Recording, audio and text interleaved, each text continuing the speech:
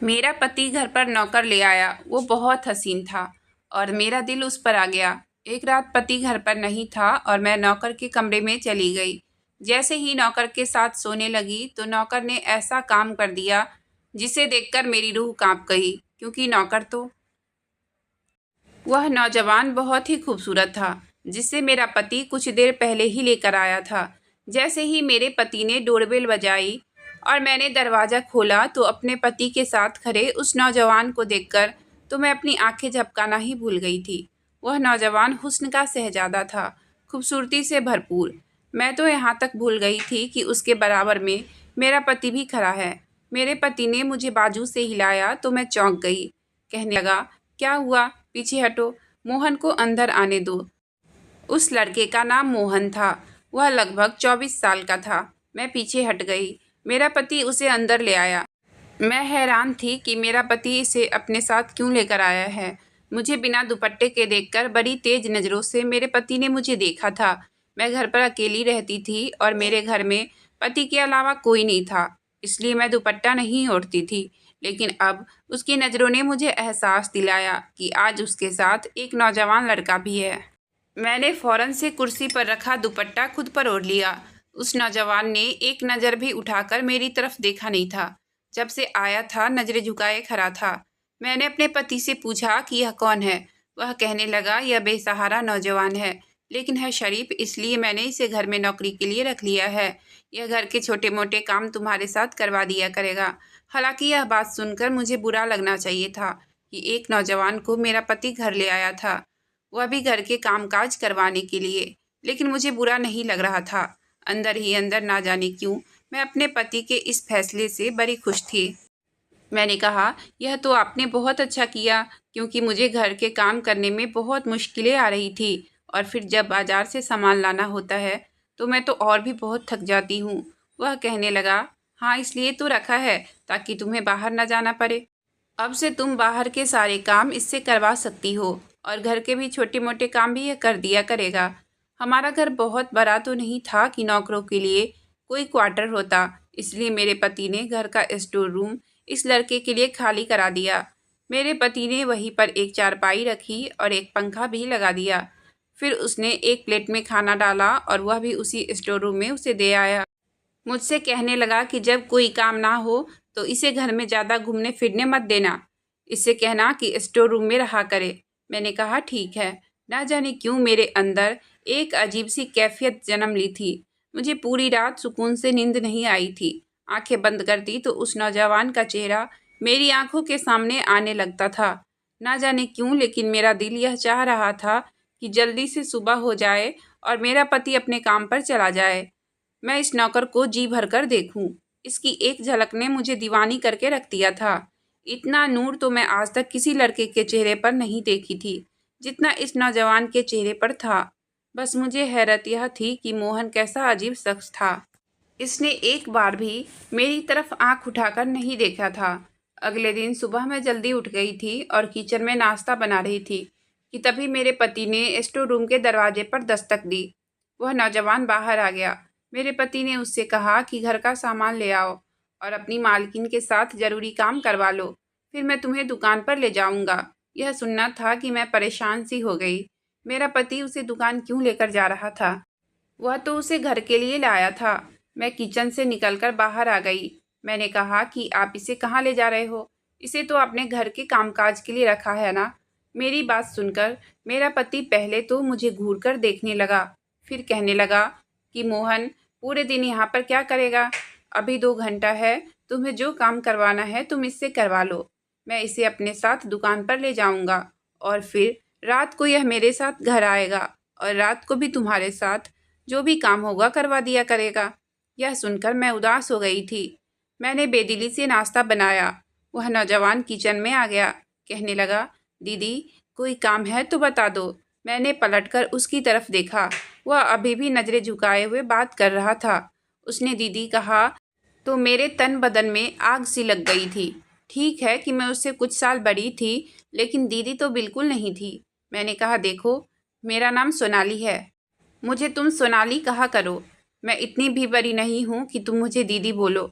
मैंने बड़े गुस्से में उससे यह कहा था। फिर मैंने गुस्से से सिंक में बर्तन रखे और उससे कहा कि बर्तन धोकर और किचन साफ करके फिर जाना। यह कहकर मैं बाहर आ गई। मेरा पति तैयार हो रहा था। तैयार होकर जब तक उसने नाश्ता किया तो वह नौजवान भी किचन की साफ सफाई कर चुका था। बाजार से सामान भी ले आया था। कुछ ही देर में मेरा पति उसे अपने साथ दुकान पर ले गया। न जाने क्यों आज का दिन बड़ी मुश्किल से मैंने काटा था। ऐसा लग रहा था कि जैसे वक्त ठहर सा गया हो। मैं बार बार घड़ी की तरफ देख रही थी। ऐसे मुझे घर के कामों से फुर्सत नहीं मिलती थी। दिन बहुत जल्दी गुजरा हुआ महसूस होता था, लेकिन आज तो ऐसे था जैसे वक्त कट ही नहीं रहा हो। बार बार मुझे मोहन का ही ख्याल आ रहा था। जैसे ही रात को मेरे पति के आने का वक्त हुआ, मैं जल्दी से कमरे में गई। मैंने एक अच्छा सा सूट पहना, मेकअप किया और अपने बाल भी खुले छोड़ दिए। हालांकि मेरी शादी को 5 साल हो चुके थे और मैं अपने पति के लिए कभी यूं तैयार नहीं हुई थी। शादी के शुरू दिनों में ही 1 महीने तक मैंने खुद को सजाया था, लेकिन उसके बाद मैं घर के कामों में उलझ कर रह गई थी। लेकिन ना जाने क्यों आज मेरा दिल चाह रहा था कि अपने आप को सजाऊं। मेरी गिनती खूबसूरत औरतों में होती थी। मेरी उम्र 32 साल थी, लेकिन मैं बेहद खूबसूरत थी। देखने वाले मुझे शादीशुदा भी नहीं समझते थे। जब मैं अपने पति के साथ कहीं बाहर जाती तो सभी मुझे हैरत भरी नज़रों से देखते थे, क्योंकि मेरे पति देखने में जरा भी खूबसूरत नहीं थे। वह सांवले रंग के थे, उनका पेट भी निकला हुआ था, कद भी छोटा था और नैन नक्श भी कुछ खास नहीं थे, और मैं एक हसीन औरत थी। इसलिए अपने नौकर के हुस्न को देखकर मेरी दबी ख्वाहिशें मेरे अंदर लावे की तरह भड़क उठी थी।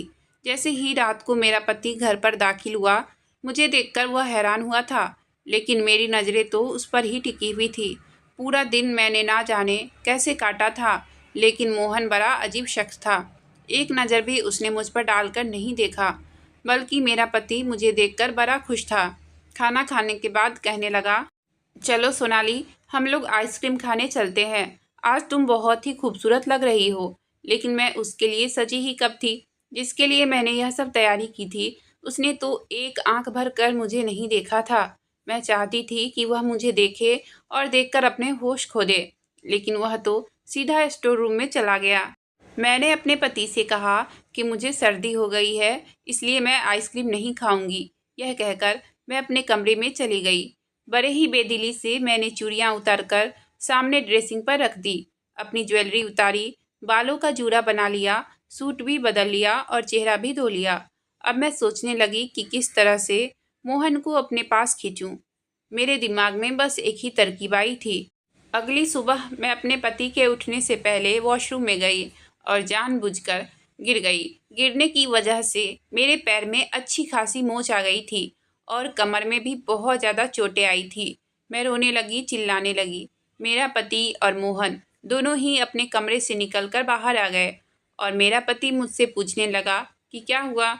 मैंने कहा कि वॉशरूम में फ्रेश होने आई थी, लेकिन मेरा पाँव फिसल गया और मैं गिर गई। मेरा पाँव टूट गया है। जब मेरा पति मुझे खड़ा करने लगा तो मेरी तो चीखें निकलने लगी। मेरा पति मुझे सहारा देते हुए गाड़ी में बैठाकर हॉस्पिटल ले गया। डॉक्टर ने बताया कि मेरे कमर और दोनों पैर में अंदरूनी चोटें आई है। उसने मुझे दवाई और इंजेक्शन दिए और आराम करने को कहा। फिर हम दोनों पति पत्नी घर आ गए। घर आकर मेरे पति ने मुझे बेड पर लिटा दिया। वह बेहद परेशान था। कहने लगा कि अब मैं दुकान पर कैसे जाऊं। ऐसा करता हूं कि मोहन को भेज देता हूं। फिर कहने लगा कि इसे तो अभी दुकान पर गए हुए बहुत ही कम दिन हुए हैं, इसे तो दुकानदारी का पता भी नहीं है।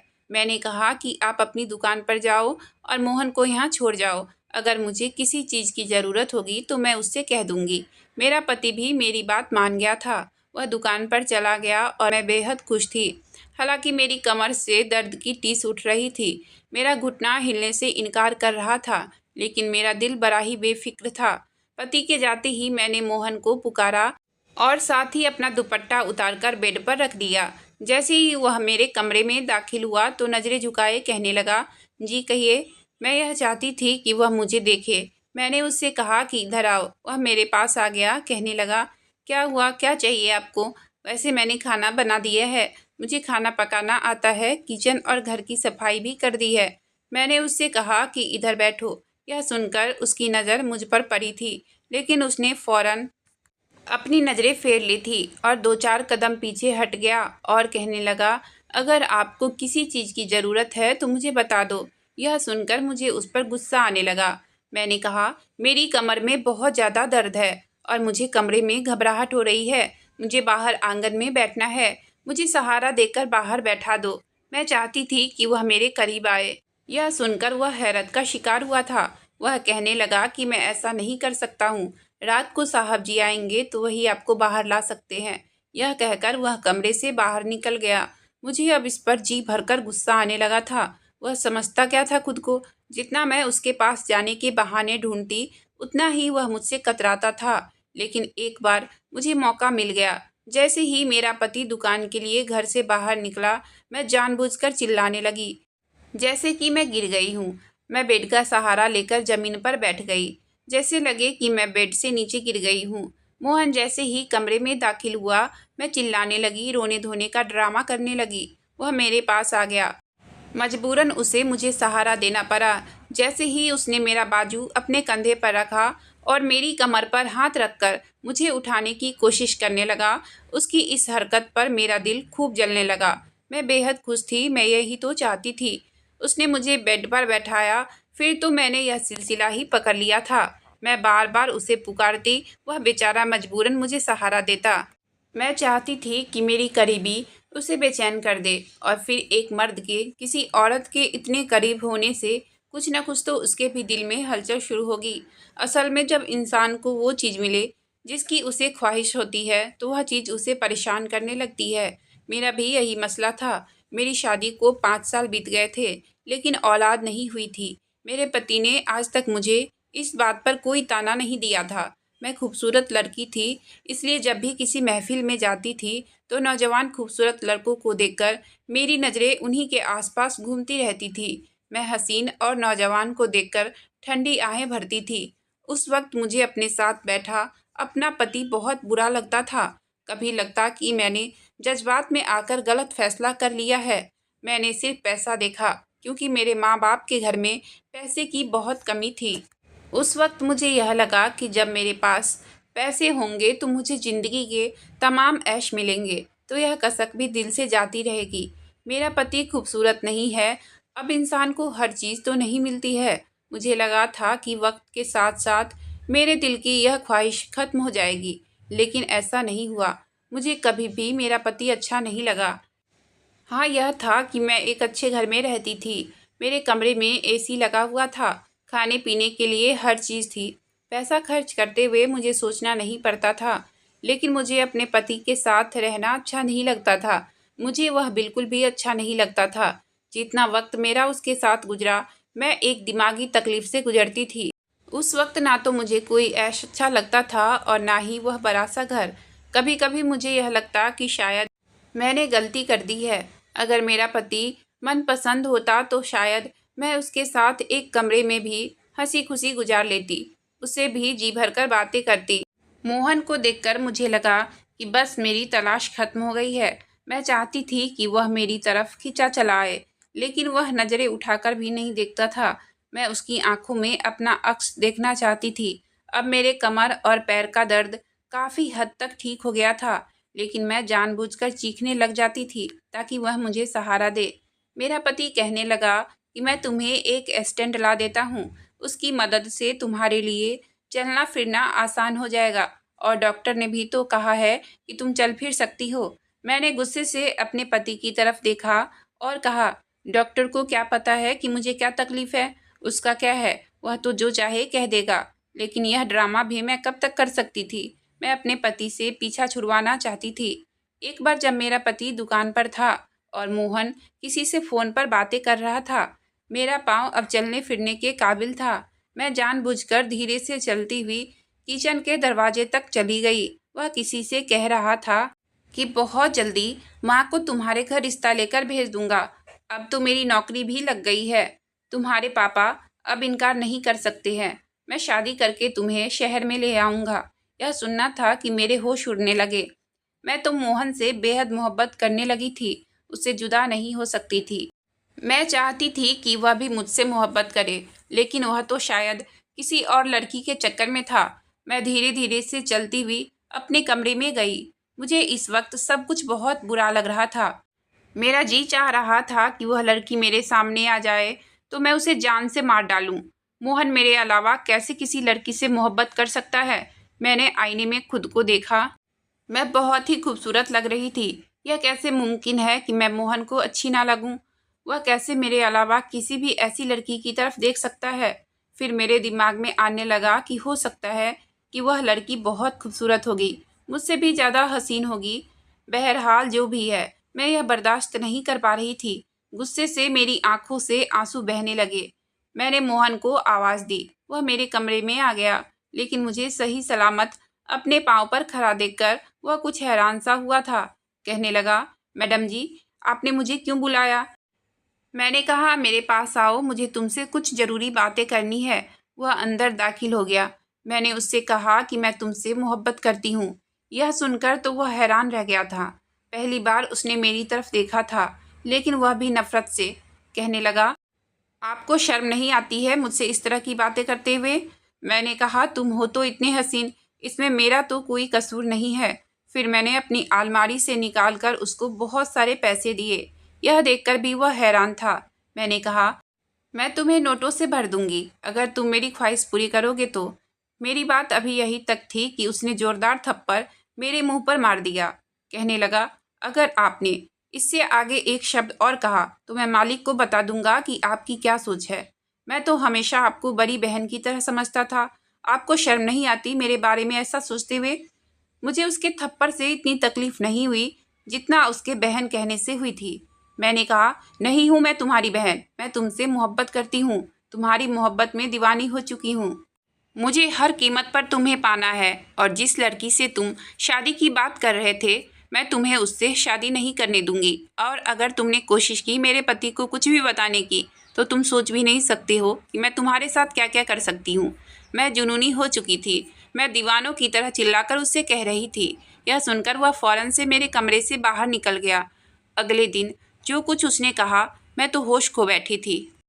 वह मेरे पति से कहने लगा कि मैं आपकी नौकरी नहीं कर सकता हूँ।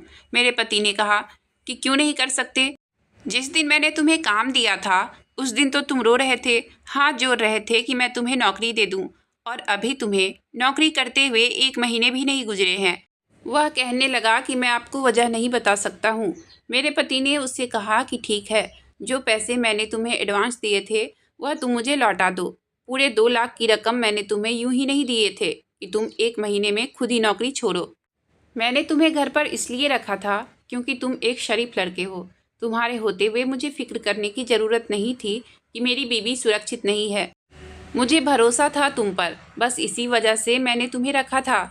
और वैसे भी मैं कल शहर से बाहर जा रहा हूँ, 2 दिन बाद वापस लौटूंगा, इसलिए 2 दिन तक मैं तुम्हें कोई छुट्टी नहीं दे सकता हूँ। मैं जब वापस आऊँगा तब तुम चले जाना और मेरी रकम मुझे वापस कर देना। मुझे हर हाल में मेरा पैसा चाहिए। मेरा पति 2 दिन के लिए कहीं जा रहा था। यह सुनकर तो मैं बहुत खुश थी। उस 2 दिनों में मैं तो मोहन से अपनी हर ख्वाहिश पूरी करवा सकती थी। मोहन यह सुनकर बहुत परेशान हुआ था। अगले ही दिन मैंने अपने पति का बैग पैक कर दिया। वह कहने लगा, मोहन का जरा ध्यान रखना, कहीं भागने की कोशिश ना करे। पूरे 2 लाख का एडवांस ले चुका है, इसे पैसे की सख्त ज़रूरत थी। मुझे अब समझ आया था कि यह यहाँ पर क्यों काम कर रहा था। मेरा पति चला गया, मोहन भी दुकान पर चला गया। वह रात को लौटा तो उस वक्त मैं सजी संवरी उसके सामने खड़ी थी। मुझे देखकर उसने अपनी नज़रें बदल ली। वह सीधा स्टोर रूम में चला गया और अंदर से दरवाज़ा लॉक कर लिया।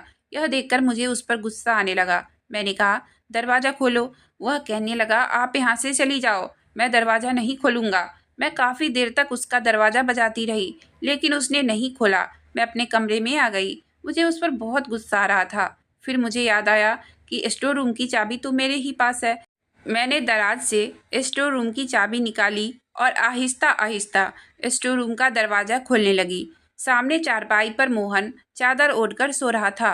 मैंने धीरे से स्टोर रूम का दरवाज़ा बंद किया और उसके चारपाई पर जाकर लेट गई। कमरे में अंधेरा था। जैसे ही मैं उसके गले लगी, मेरे कानों ने जो आवाज़ सुनी वह मेरे होश उड़ाने के लिए काफ़ी था। वह तो मेरे पति की आवाज़ थी। मैं एकदम से उठकर बैठ गई थी। एक टॉर्च लाइट थी जो मेरे मुंह पर पड़ी थी। उसकी रोशनी से मैं चारपाई पर लेटे हुए शख्स को भी देख चुकी थी।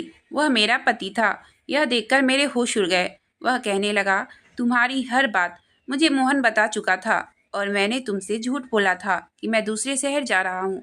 मैं अपनी आंखों से तुम्हारी असलियत देखना चाहता था। मैं रोने लगी थी। मेरी सारी सच्चाई मेरे पति के सामने आ चुकी थी। उसने उसी वक्त मुझे तलाक दे दिया और कहने लगा कि सुबह अपने घर वापस चली जाना, क्योंकि मैं बदसूरत औरत के साथ ज़िंदगी गुजार सकता हूँ, लेकिन बेवफा औरत के साथ नहीं। मर्द पूरा दिन मेहनत करके बीवी की सारी ज़रूरतें पूरी करने की कोशिश में लगा रहता है ताकि उसे अपनी बीवी की वफादारी मिले, वरना पैसे देकर तो कोई भी गलत औरत बिस्तर पर लेटने को तैयार हो जाती है। मैं अपना सब कुछ खो चुकी थी। खास करके मैंने अपनी नज़रों की हिफाजत की होती, जैसे कि एक मर्द होते हुए मोहन ने की थी। अगर आपको कहानी अच्छी लगी हो तो प्लीज़ वीडियो को लाइक और चैनल को सब्सक्राइब करें। आपका बहुत बहुत धन्यवाद।